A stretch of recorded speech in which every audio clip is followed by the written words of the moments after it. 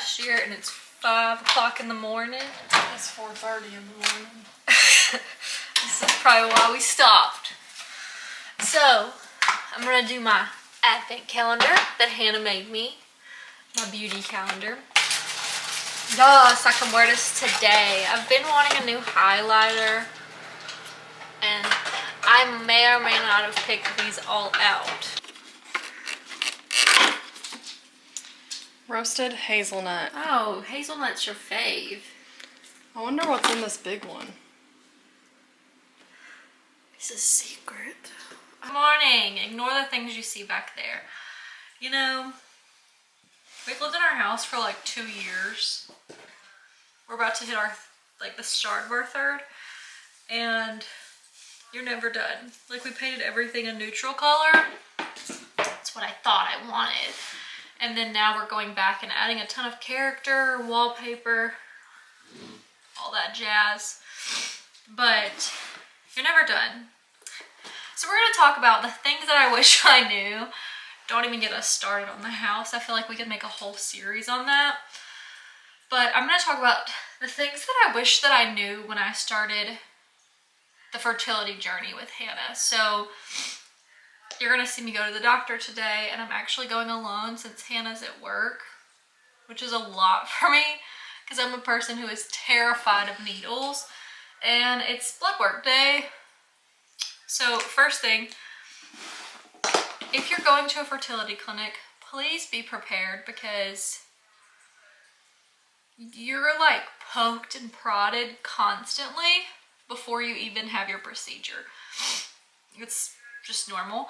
And there are some things that when you do start your fertility journey, you can only have blood work done on certain days. So they want to follow all of your levels while you're ovulating and while you're in your cycle. So it's not as simple as like, let's go get blood work done one time and then you have everything that you need. They kind of watch you for a good minute. So we actually started trying to get pregnant in May. So the end of May, we've had some friends who've done like the at-home turkey basting with donor. So we looked at a bank and we decided to choose Cryobank America. I really love working with them. I work with them directly and I work with their marketing team. So they just are really good to you. I will say my experience with them has been phenomenal. I, of course, have watched that series on Netflix, The Man with All the Kids. My wife's from Indiana, so I've also seen the Our Father one. And that's a huge fear. Like, you want to make sure that wherever you're going, it's clearly, they're going to do you right, and you don't want 700 children that could be possibly your kid's sibling. So we knew from the start there were some guidelines that we had. We both wanted to carry our own. We don't need to do reciprocal. IVF is a possibility. We knew that because we are getting older. Granted, that's a loose term. Like, I don't want people to think, oh, I'm in my 30s, I have to do this. You do not. We knew it could possibly be a thing. So we were like, you know what, let's just try it at home, see what happens, go from there. We tried in May and then went on vacation to Charleston. I'm a person who, my work, I moved into management, wasn't prepared for that. It's just a lot of stress on me, so we knew that when we were trying that I would probably need to take off. And that's just better chances when you're more relaxed or like you're in a setting and not thinking about it. So I knew from the get-go, okay, let's go on vacation right after we do it at home. So we did. They shipped this huge container that looks like it's from the future to your house. And as soon as you open it, you have a certain amount of days to get it going, basically. So we opened ours, and I went by my Flow app. Don't do like me. I went by my Flow app and just assumed that because my period was very regular that I ovulated according to an app. Obviously, it didn't work. So in May, we were like, okay, it didn't work. we thought maybe we want to use someone that we know.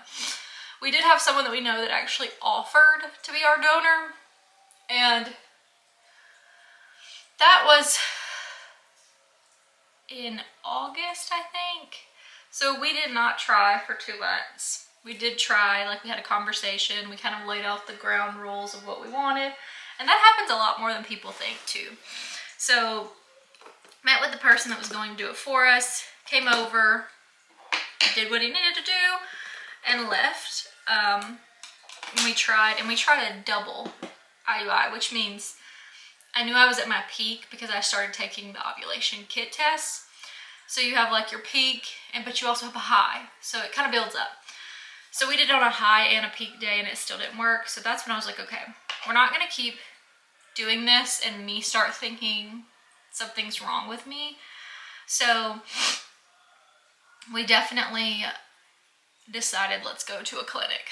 So we started our clinic appointments not long after, like in August. And we met with our doctor on Zoom twice. Then I had to get everything lined up with insurance, and that's when the testing started. So I had my fallopian tubes checked, which you go into the hospital and you go into kind of like radiology, I think. It's where they do x-rays. They do it all for you. It took maybe 10 minutes. It was not pleasant. I looked on TikTok to see what all, I didn't fill these in first, but we're going for it. I looked on TikTok to see first what people thought about their test. Don't do that.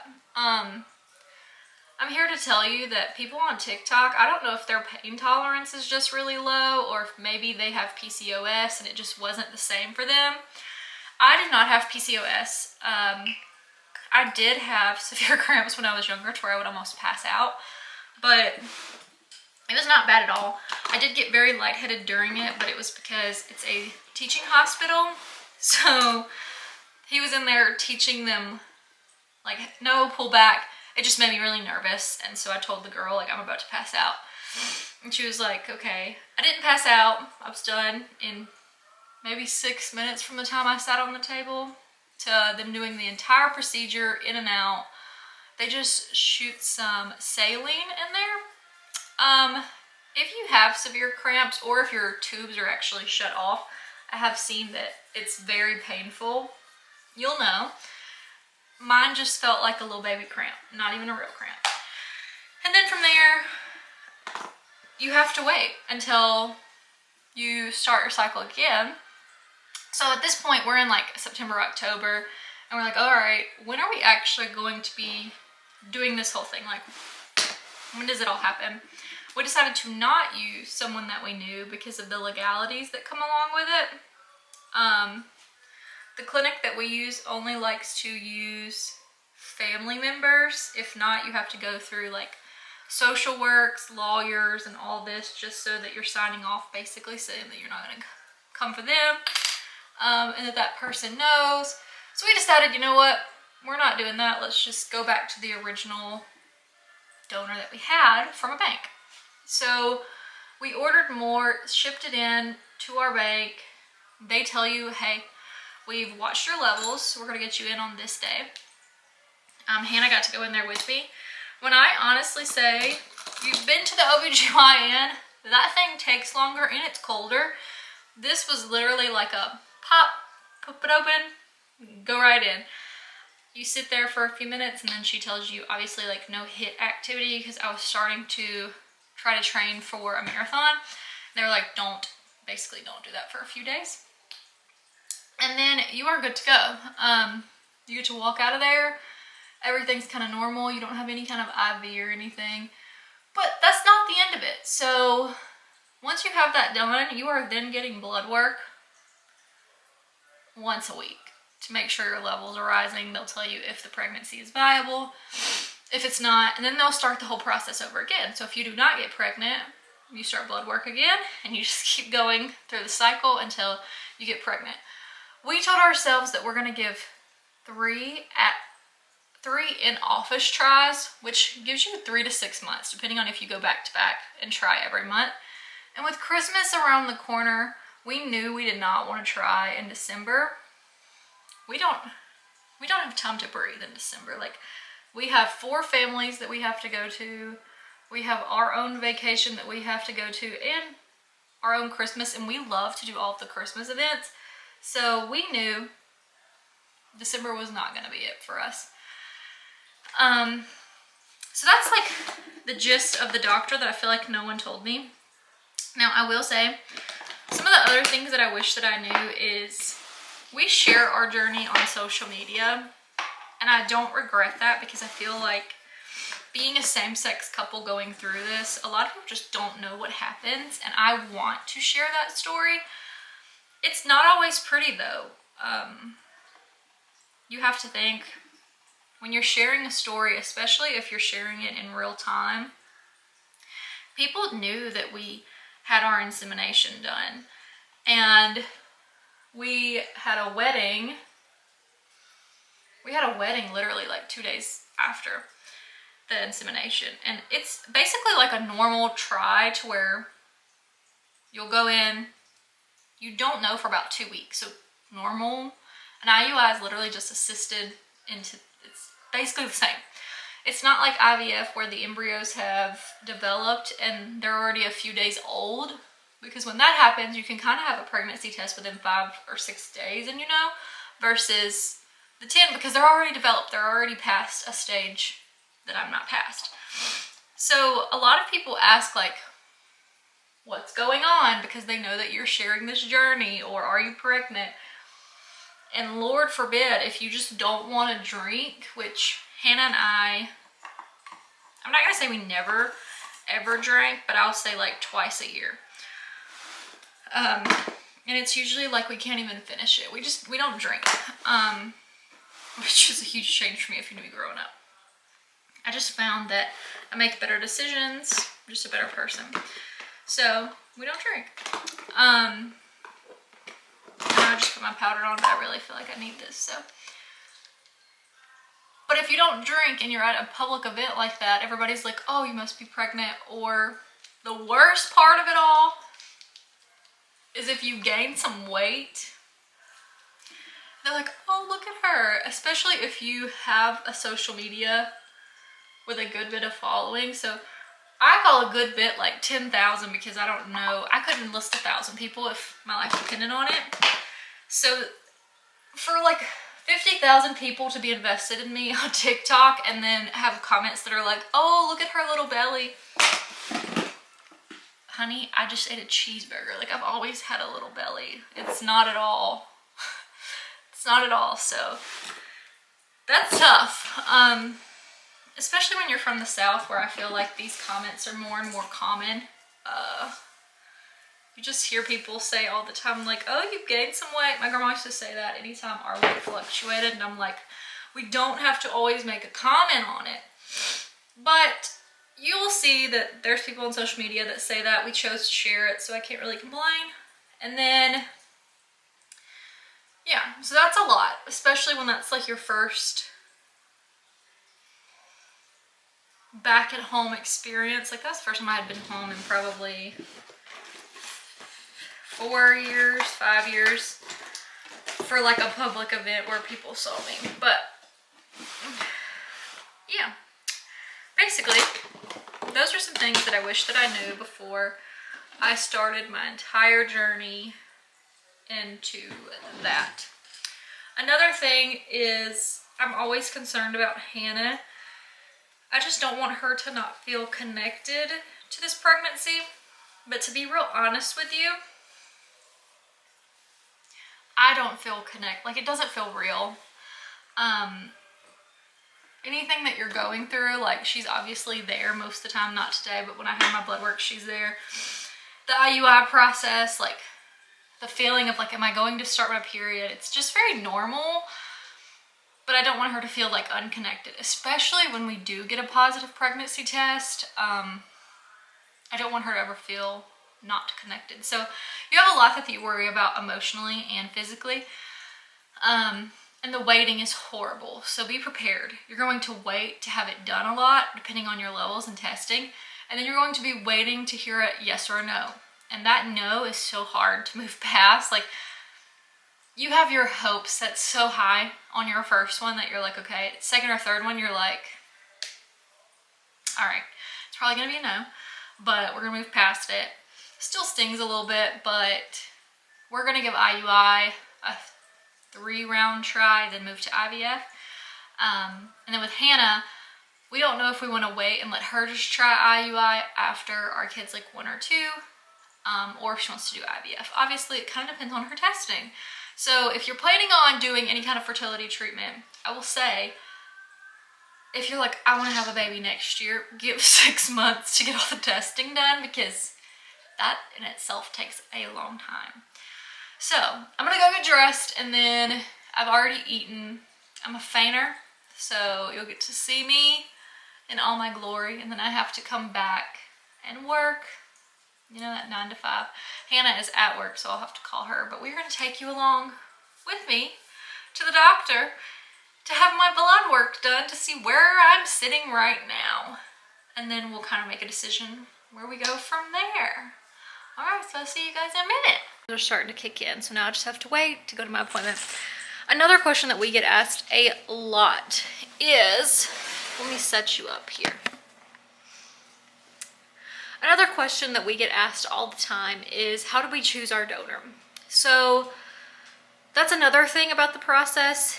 Even if you're a heterosexual couple, a lot of times if you're going to the clinic, it means you were not able to conceive on your own.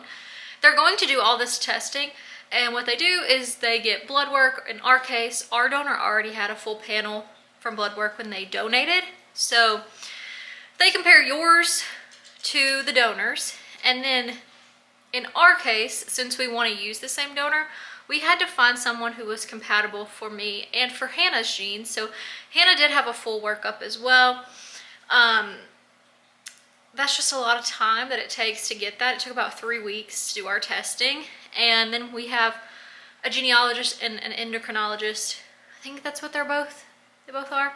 But we have those who actually compare 2 at a time, because obviously since we're having to find someone that fits 2 people's needs, we kind of took some time on that. We were able to use our original donor, but we did have to sign off because he did not have a full panel in depth the way that I did. Hannah's a nurse, so we also had like some doctor friends that we asked quite a bit of things. You kind of just, it gets nerve-wracking because when everything's laid out in front of you, it gets scary. You're in charge of picking this whole human's life basically, and we picked the wrong donor. Who knows what could happen? It's a little scary. But then after talking to like my mom and my sister who have multiple kids, you don't have that paneling done when you're able to just conceive. And you could tell that they didn't have it done because when I asked them, what are they carriers of? No idea. None. And we were carriers for multiple things. So that was something I had to look out for. Some of them are just because I'm Irish. I have some genes that are some carrying items where I'm Irish, so it even says on there like Irish descendants, so I knew that I was probably gonna have that. Hannah's like Scotch free. That girl, her last name was Poling, so I don't know if the Polish people just, and she's part German, so there's that. Just, they're too ornery, I think, to have anything. But we did have our original donor that we used, and we were able to keep that one. Now that does mean that you obviously have to buy extra, and with cryobank, I don't know how it works most places, but I feel like it's kind of the same. So with cryobank, you can purchase and store it. If you buy so many vials, then you get free storage for 1 year or 2 years. Once you do get pregnant too, this is something that I wanted. The reason we were so okay with using someone we knew is if our child was ever like, I want to know that side, it's there. Luckily with cryo, you have that at the end, like when they're 18, there's an option for there to be like a meeting. It's not a huge deal. It's kind of easier when it is closed, to be honest, because you don't have to worry about anything. The legal aspects are already taken care of, but you never know. I would want to know as a kid, but some kids don't care. They're like, you're my parents and that's how it is. So it's kind of nice to have the options, but we knew, okay, we needed at least 2 or 3 for me. If you do IVF, you have a little bit more lenience on it because they're going to be pulling multiple egg follicles and trying to make embryos, and usually there's a good bit depending on your health, but you can get 2 or 3 from one of those, which is something we have not done, but we've talked about doing for Hannah. So there is that option that we can get down to if, for say, one of the big things too is donors run out, and once they're out, they're out. So if we want our child to have the same genetic makeup from their father, you know, we had to buy that and have it sitting waiting. So it's all something that you have to kind of plan out. Definitely call your insurance and see what your insurance pays on stuff. My work pays a good bit of what's going on. Obviously, we still have to meet our deductible. Medication and IVF get way more expensive than the IUI process. I haven't even done a trigger shot or anything like that. Some people do a trigger shot to make sure that they ovulate for the IUI insemination. So it's just something that you have to kind of talk to your doctor about to see where they are. And you will for sure be told what direction you need to take. So yeah, more things that you have to wait for when it comes to your IUI. It's not quick at all. So now I'm just waiting to go get my blood work done. And then we have a couch being delivered, but they're not setting it up. They just put it in the doorway. So you're gonna help me clean up a little bit, get our new couch, work, and then I need to walk. One of my biggest things throughout this is I want to still be walking because I'm gaining weight constantly on my hormones. So let's do this thing. Vlogmas. Day 3, I think. It feels like we've been recording this a lot longer than 3 days. We're here. We're at the clinic. I'm gonna go get my blood work done. Blood work is just a thing of it. You're gonna do it a lot. This is my second time ever going by myself, and I have not fainted the entire time I've been in this process. Gotten close. They weren't even doing blood work then. They were in the area doing my saline test, but yeah, let's go upstairs. They usually have me in and out, and I want to know, is it just me? Is it just me, or if you go to the doctor frequently, which I don't, but with this clinic, obviously I have to keep going. If you have some kind of illness, surely you go to the same doctor. The nurses, there's about 5 of them that rotate that I've had. I have my favorite and I have my non-favorite. I don't know why they tell you to squeeze the ball. I get it done on the same hand every single time, or the same arm. Some of them will tell me to squeeze the ball. Those are the ones that usually take forever. The one who I absolutely love when she does mine doesn't make me squeeze the ball. She is, I swear, I take my jacket off and she is like in and out and I'm good to go. Especially because I tell them I'm a fainter, so I have to lie down and I put a water bottle behind my head just to kind of, it's cold. But yeah, why do I have to squeeze my hand? You would think that would make it worse to get it flowing. So I usually do some like arm curls beforehand, but I'll check back in with you after. Hoping and praying this one goes swell. They're so nice in there, and they always give me a Jolly Rancher, so a win is a win. I'm back, and it's freezing. Yeah, so I didn't faint, but this one was not my favorite. My favorite was caught at the computer. I think she's like the head, the one that usually does it. So for this instance, they were like on the wrong side, so I told her, I said, oh, they usually do this arm. She was like right in the middle, and I was like, no, they usually do it on the side of my arm. And she was like, ooh, that hurts, girl, are you sure? And I was like, well, that's why they always do it. And she didn't lie. When she did it, it hurt. Now Hannah's called to check on me. Hello? Sorry about that. I had to make sure I was all right. She always talks to me for at least a couple minutes to make sure I'm not going to faint post. Because I will say, when I was younger, my fainting happened after. So they would give me a shot. It wasn't never blood work, but they would give me a shot. I don't like how it feels warm going into my body, and then I'd sit up, I'd think I was fine, I'd stand up, and then pass out.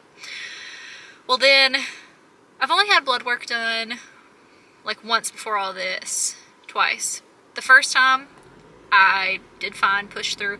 I did down an entire Burger King meal and Coke before, thinking that maybe it had something to do with me eating. Didn't faint. And they took a ton. Now, we went to get on Ozempic last year around this time, and I had to go to Quest. Not to down Quest, but the lady called me back, and Hannah, like I say, she's a nurse. She's like, you can tell when people are new. She was like, that lady, that phlebotomist was new. She said, when she called you back, I just knew it was going to be bad. I swear, she poked my arm. I talked for a minute, and I was like, oh, I'm about to pass out. Like, I can feel it. I was sitting up. I didn't lay down. Thought I was an adult for some reason. I passed out while she was like at the cabinet doing something. I don't know if she was arranging the cabinets while she was doing my blood. I don't know. But I freaking fainted, woke up, and she was still in my arm. That has never happened. I'm like, usually when you faint, they're away from you. So now I don't even make eye contact with the needle, with the bucket. I don't want to see it. I take my jacket off, plop down, turn to my side, put my water bottle behind me, and I'm good to go. But it started snowing. I don't know if you can tell. It started to snow. You can't see it. So I have to hurry and get home because the Prius doesn't have the best tires. And then get started with work. But hopefully we get our results back and everything's good to go on my end. And then you just wait. You just try and wait. So yeah, let's go home, get the house ready for a new couch, turn the fireplace on, get nice and cozy, and work, cook dinner, wait for Hannah to get home. I'm hoping her Christmas presents come and I can wrap them, but obviously I can't show you them because she watches these vlogs. Alright, well, let me go home and not record because that's wrong. So, for Christmas, one of the huge things that I feel like makes Christmas Christmas is your smells in your house, which I'm a Bath & Body Works wall plug-in slut. But we are going to make a simmer pot, which is super easy. I took an orange and I sliced it up. So I put it in a pot of water that's boiling, obviously. Usually you do a cup of cranberries, but I'm just gonna do a whole bag. It's a little bit more than a cup. That's okay. There we go. Sorry for my dog walking around. This is usual. Then you need 2 cinnamon sticks. So, I never get those seals right. We just bought all this yesterday, so. I absolutely love how these look. So, 2 cinnamon sticks. La la. There you are.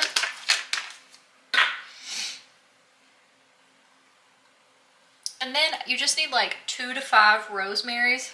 I'm also going to be putting, which a lot of people don't, ground nutmeg, whole cloves, and allspice. Just kind of gives it that more of a spicy, I don't know, I guess smell. So yeah. The normal pot with the rosemary, cinnamon sticks, cranberries, and oranges. So then I do like 1 to 2, there you go, tablespoons of cloves. And then I'm also gonna do these allspice berries. And I do 1 to 2 tablespoons of it. So like a tablespoon's like the big one, so a good bit. And then you don't want to put but 1 teaspoon of the nutmeg. And the teaspoon is the small one. Of course this one isn't open. It's dangerous because it can just fall out so quick. But yeah, now I'm just going to stir it up. And then I'm going to let it simmer for just a little bit. I usually keep this on all day, like 2 to 3 hours. And then you can kind of just cover it up when you're done. Put it back there, off, and then the next day do it again. So this will last you a few good days, to be quite honest, but it's great. It's snowing again. Hells, I thought it wasn't gonna snow that much. The couch is about to be here. The couch just got here. It's almost lunch. But look at these pillows for this couch. It's obviously all back here. We have to unbox it. But look at these pillows. These all come with the couch. How Elvis Presley castle is this? But yeah. Hannah to help me hook it together, but here she is in all of her glory. She is massive.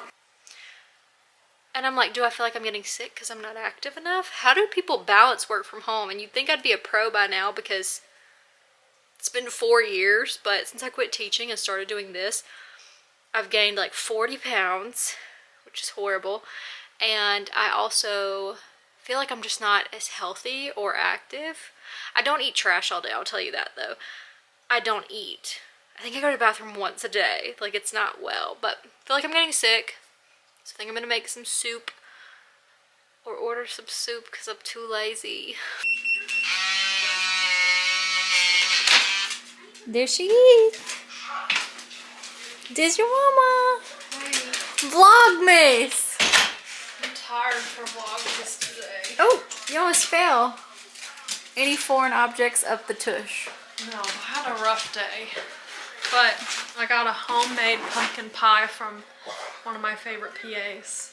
He made this with pumpkins. Like, he cooked pumpkins and made this. Oh, wow. Crazy. Love you. Love you. You got a package. I didn't open it in case it was my present. It's for you, so I made a simmer pot. Simmer down. Is that Cool Whip too? huh? You got your Cool Whip? How was work? It was rough, and I feel uncomfortable. And her skin. We had a whole sock debacle. So, you know, I went to the doctor. I did a good job. Wish she could have came. I was working. We got a new couch. Don't sit in our lawn chairs anymore. What are we doing tomorrow for Vlogmas? I gotta work again, so I don't know what you're doing for Vlogmas. I made a Christmas simmer pot. That's about as far as I went. Yeah. But yeah, happy Vlogmas. We made it to day 3. This is day 3?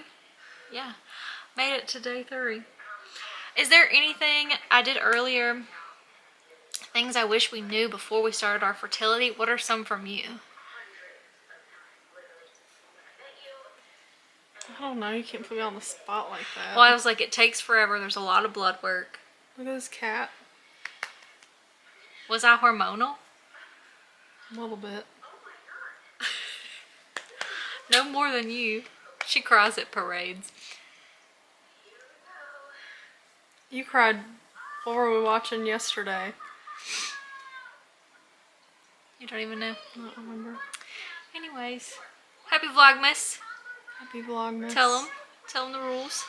Like, comment, and subscribe to our channel. You'll see more of Hannah on the weekends, not the weekdays, unfortunately. We'll be back tomorrow.